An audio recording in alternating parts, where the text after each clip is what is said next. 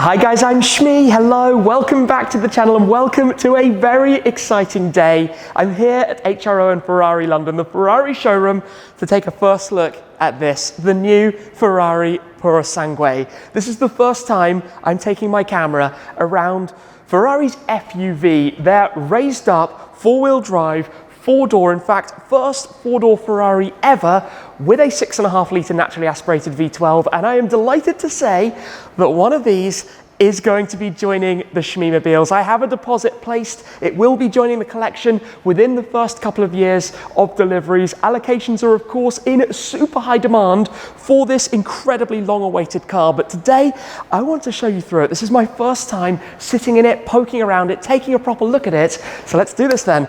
Let's check out the future Shmeemobile because I'm buying a Ferrari Purosangue.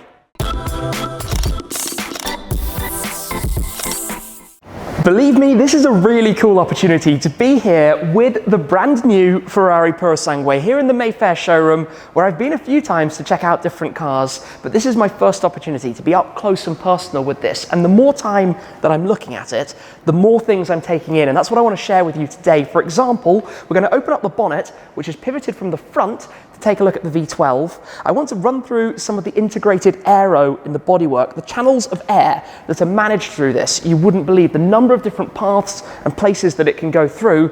Plus, of course, we're going to dive to the interior, and in particular, how these rear hinged doors that are motorized actually open. It's very cool inside there, but I think this video is probably not a surprise for that many of you. My first Ferrari was over 7 years ago when I bought a Ferrari FF. The second Ferrari I owned was that car's successor, the GTC4 Lusso, again with a V12. The shooting brake, slightly Marmite version, but very much the practical Ferrari. I sold that car, quickly regretted it, and bought another one, which I currently actually run in the winter weather as my daily driver, plus also my SF90 Stradale, which I truly love. I've got a 296 GTS on order as well, so I think it was a bit of a natural given that, having driven probably 30 to 40,000 miles in GTC4 Lussos, I would be keen on one of these. So I popped my name in the ring, placed the deposit a fair while back. I've been a little bit secretive with it, but have hinted that it might happen a few times on the channel. But needless to say, I feel very lucky to have been able to secure an allocation because demand for this has been through the roof. In the showrooms around the world, customers are going in to try and place deposits, but Ferrari simply can't produce enough of them. The first 2 to 3 years of allocations are completely sold out. In fact, we're sold out before this was even shown, which is crazy. But that's because it's such a unique thing. Having a 6.5 litre NA V12 up front, having the transaxle set up with the gearbox to the back, gives you that perfect weight distribution like Ferrari's GT cars, but something all new. It's their first ever four-door Ferrari. In fact, I want to show you these doors. The front doors, like on the 296 and other models, SF90 for example, Roma, have this panel that you press in, door pops open. They also have soft close, so you can push them shut. The rear doors toggle with this. The way that works is you pull it forwards, and it's motorized, then let go, and it opens up. To close it, reverse that, and it shuts itself closed. I was wondering from the pictures how exactly that worked. And what they've done is basically create very smooth, clean bodywork. You see that throughout with all of the smooth lines. This particular example, by the way, is in Nero Purosangue, a new color for the car. Purosangue in Italian means thoroughbred because, of course, it has the V12. Now, down the line, it's expected that a V6 hybrid model will arrive, but for the time being, it's the V12, which produces over 700 horsepower. Now, we'll get to the interior in a moment, but I want to open up the bonnet to show you the engine, because for me, this is a very big part of what this car is about. Now, like I said, it pivots forwards, so it lifts up like on the Monza in some ways, hinged from the very front, and we're greeted by that. The familiar Ferrari engine covers, 725 horsepower from the 6.5 litre V12, so 35 horsepower more than you have in the GTC4 Lusso, chassis plaque up front as well. But crucially, and this is the thing that no other car in the, let's say, SUV segment, Ferrari call it the Ferrari Utility Vehicle because it's so different, no other car that's lifted crossover like this has the engine mounted behind the front wheels. Notice how the weight of that is behind the center line of the front axle. The benefit of that is to the driving dynamics, and that's what I'm expecting this to do so incredibly well. I'm very, very excited to find out what that experience is going to be like. Now, if I shut this back down for a moment, delicately does it on this test car that we have here at the moment. I think I just need to go and click down the other side. I want to talk more about the bodywork that we have with this. So around the very front, you've got design similarities to the Roma, to the Monza, to other Ferrari models up front. From the rear, there are similarities to this car, the 296 GTB and the GTS. This is actually Rosso F175 Opaco, the F1 team colour, which looks amazing. But the airflow, of course, the grille's in the center for the cooling of the engine. Adjacent to that on either side, you have the openings for the cooling of the PTU, the power transfer unit, and also for the active suspension system. So all of the cooling requirements that you could need. Lots of openings down here as well, but also with the airflow, the way that there are so many openings through the bodywork, and the more you look, the more of these that you actually find. For example, here where you have the daytime running light strip, there are again openings right above and below for the airflow to go through. You have this black strip across the front on any car, which neatly disguises where you have the 360 cameras and the parking sensors as well, to keep those a little bit more hidden away, because it's about having smooth bodywork, a very elegant appearance. Now, as you come towards the rear section of the bonnet of the hood, check this out. Check out how you can see straight through here that flying buttress, like on the F12 Berlinetta, in fact, again, managing the airflow. But one of the things about the original spy shots that went around at this car before it was presented was what's going on here. What's this about? This carbon fiber louvre around the wheels. Again, we've got air management. We've got these curtains, which are all to do with directing the airflow around, and particularly towards the rear section of it here, how open this is, again, in the same way, all to do with making this an effective sports car as much as it is a four-seater. It's still going to be a very dynamic drive. You've got this sloped roof. There's a carbon roof by default. Electrochromatic roof is an option. Coming towards the back, where you have this spoiler sitting up at the very top and a very high roof line. But come and look at the rear of this in full. 296 inspired taillights. Again, the way they sit across these horizontal lines at the back of the car, and this very meaty diffuser housing the twin exhaust tailpipes on either side with all of the carbon fiber options that this particular example wears. I think it needs a bit of colour injected into it, but hey, I'm not going to complain. Come and have a look at the interior then. Come and check this out. Popping open at the door, inside Purosangue, we are greeted by an all-new interior with distinct zones for each of the occupants on board this particular car. Some similarities in particular in the driving zone in terms of the steering wheel and the curved digital display, but there are new rotary toggles, very unique. We're going to be taking a look at those, plus also the very large passenger display and the technology that it offers. Now, before I take a seat on board, this is an interesting one with the doors. Of course, the predecessor, the Lusso, had entry to the rear via folding the front seats forward. That means you had these very long front doors, which look amazing, but are slightly impractical because they can't actually hinge out very far. So the change here is dramatic. This is massively easier to actually step in and out of the new car. I guess it's time then. Let me hop inside here. Come and join me for a look around the inside of the Purosangue. First thing that greets me, the steering wheel with all of the LED touch controls. And in fact, I happen to have the key for the car just here. This new style key that we saw launched with the Roma. You get the Purosangue badging on the back of it. You can pop that away inside the car. I'm going to pop it just there for the moment. Foot on the brake, press the touch button on the steering wheel, and everything wakes up. This is where we have the LED controls on the steering wheel, slightly different in fact to the SF90 and to the 296. New controls here to do with some of the assistance systems and the marked D-pad that you have on this side. This is your Manatino control, where you change the driving settings, slippery, wet, sport, ESC off, etc. And you can press it for the softer suspension, the bumpy road mode. I think there's a space here on the left for the E-Manatino in the future hybrid version, where you can control your qualifying, performance, hybrid or e-drive functionality. But it's a very sporty feel. The thin steering wheel, the LED shift lights up here with the carbon fiber. We've got that curved 16-inch digital display behind, which I truly love in terms of how much information it offers you. Slightly new look to it, in fact. New skin, new design. Of course, we've got the Purosangue here, the right side at the moment currently with all of the settings running through effectively a demo mode. No, we're not driving at 150 kilometers an hour in a showroom in central London.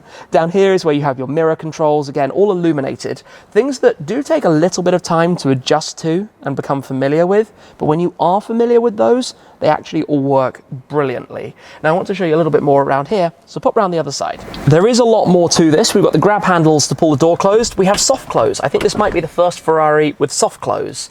Inside here though, one of the biggest elements is this, the rotating dial. You press here, and that pops out, and this is where you have your climate control.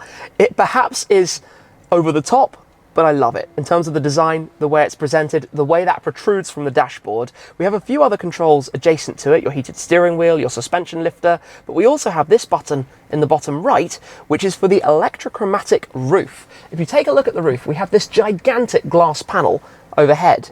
By a press of that button, you can change how visible it is, how much you can see through it. Of course, that's effectively using the electrochromatic system to tint the roof depending on the temperature outside, but I think that's a really, really nice touch, as well as the other controls we have here. Now, one thing that's very interesting about this 10.2-inch passenger display is that it is actually super tinted from the driver's side. From the driver's seat, you're not distracted by it. It's not particularly bright, but it gives the passenger complete control as well over the multimedia functionality, over what's happening with the drive, also over climate control and other settings that you can see popping up through that as well, all presented in that binnacle that almost matches to the driver's side. It creates these different zones. The driver and the passenger also is part of the driving experience through all of this. You've got the carbon fiber trim that runs across the full dash. Of course, we've got the glove box just down below, which looks almost like a manual release, but it's actually a digital button to do so.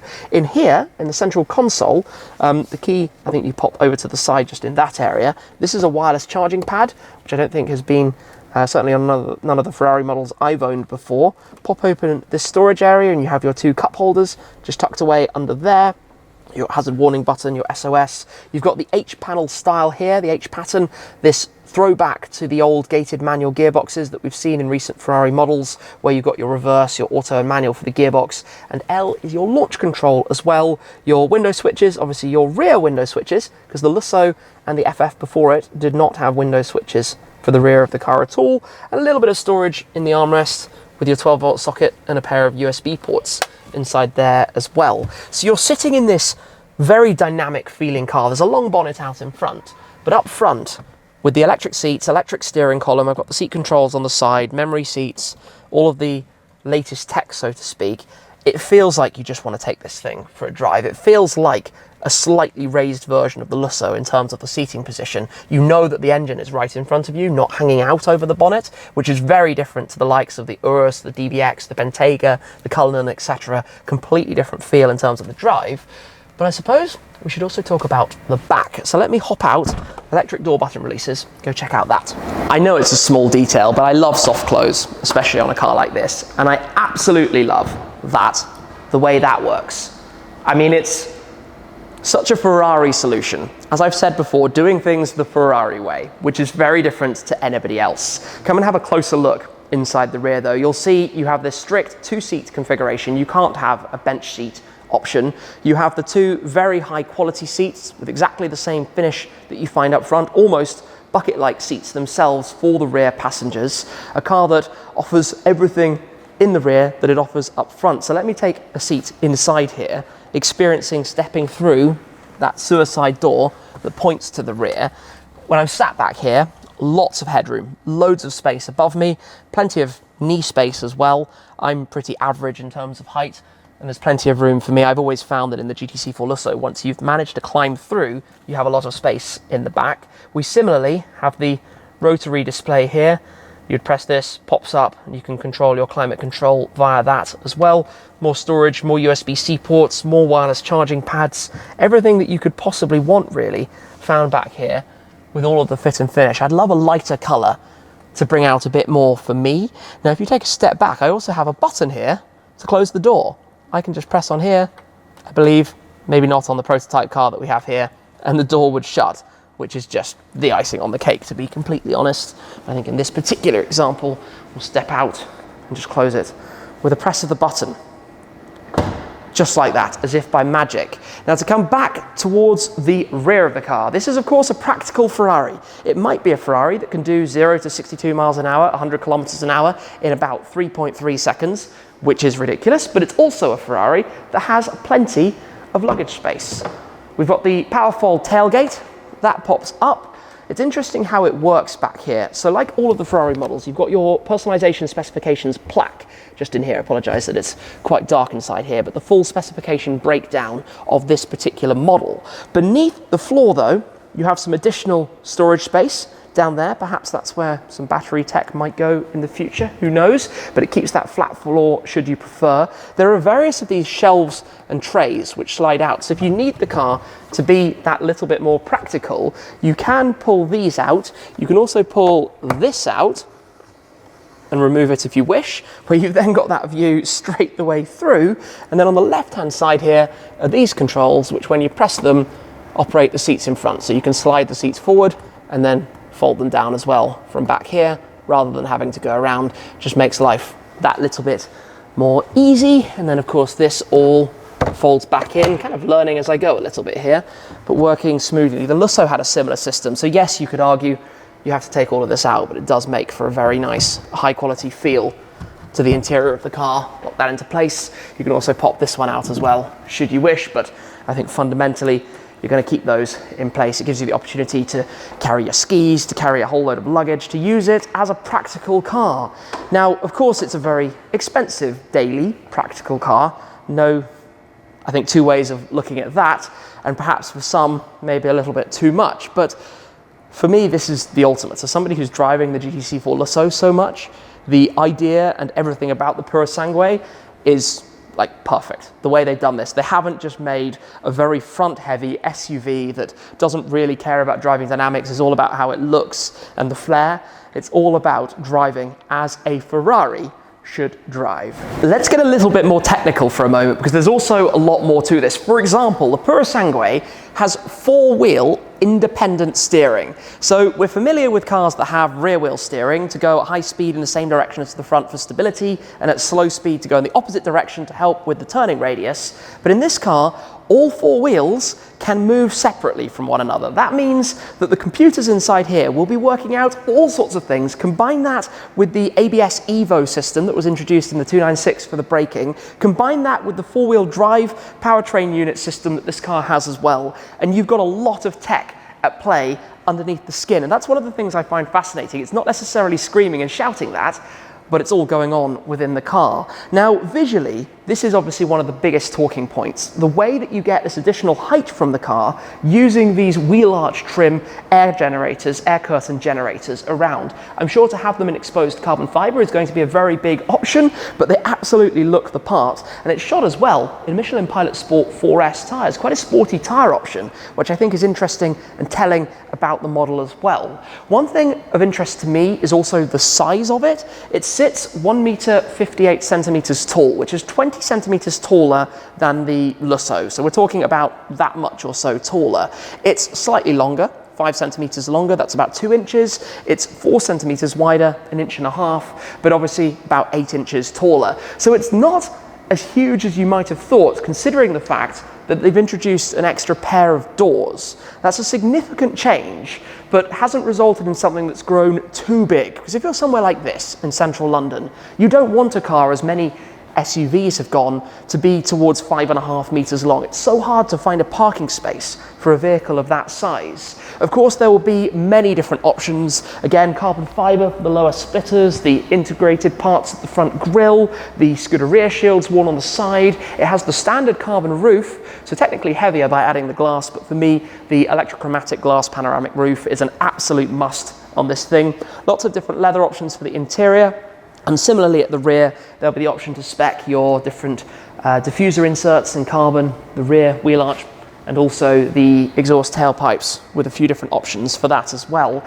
So it's going to be fun to run through this configuration process. Of course, I will endeavor to share as much of this with you as possible to let you know about this experience of speccing the first Ferrari FUV, the first Ferrari of this nature, of this ilk, which I know is going to be a whole lot of fun. I can't wait to drive it, and to drive it as intended. Of course, we're seeing a lot of rally-style supercars popping up on the market, but this is Ferrari doing their own thing. It's something that Ferrari have always done very, very well, is not focusing on what other people do, not bowing to let's make an SUV, but let's make a Ferrari. Let's make a Ferrari, and that's what they've done with the Purosangue. I didn't mention the gearbox yet. We've got the 8-speed dual-clutch transmission in here that we've seen in a few Ferraris, and in fact, they've borrowed a number of components from the 812 Competizione. That's how cool this thing is. Ferrari's hyper-limited Super GT version of the 812 Superfast. Now, they are going to be on the road in not too long. I can't wait to get my hands behind the wheel of a Purosangue to be able to share more about the experience and what it's actually like to drive, but I suspect my car will be a couple of years down the line. I'm very lucky to be able to secure an allocation for a V12 version of the Purosangue, but obviously these are in stratospheric demand, and there are a lot of VIP Ferrari customers who are itching to get their hands on one. So I feel lucky to be able to go down that journey. It just might be a couple of years, maybe 2 years, something like that. We shall have to wait and see.